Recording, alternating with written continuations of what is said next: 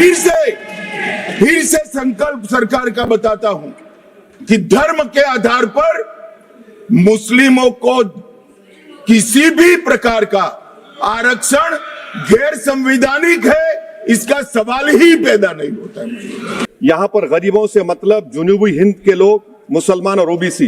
इसका साहिर लुधियानी ने कहा, सर शहंशाहों के गरीबों से ताल्लुक ही नहीं, एक शहंशाह ने दौलत का सहारा लेकर हम गरीबों की मोहब्बत का उड़ाया मजाक।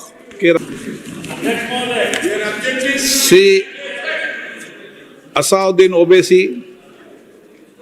Sir, I oppose this introduction of this constitutional amendment bill because it violates the parliamentary form of democracy and federalism, which are both parts of basic structure of the constitution, sir.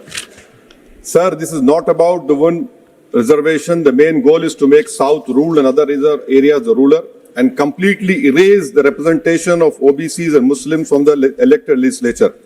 Sir, federalism is the basic structure of the constitution. By removing the delimitation freeze, it gives more seats and power to larger population while denying a fair voice to smaller population. This again is a violation of federalism, which is part of basic structure, sir. Sir, the Hindi heartland has 38.1%. It will increase to 43.1%. Southern states will decrease from 24 to 20%. Sir, why I say it is complete destruction of federalism? It also curtails parliamentary democracy. Parliament democracy has to be representative of, if a voter in Telangana feels that their voting or not makes no difference, if decisions are taken in UP rather than parliament, why will they vote? Thirdly, sir, it violates our own direction 19A2. Minister has to give 7 days notice of motion for introducing a bill in this house.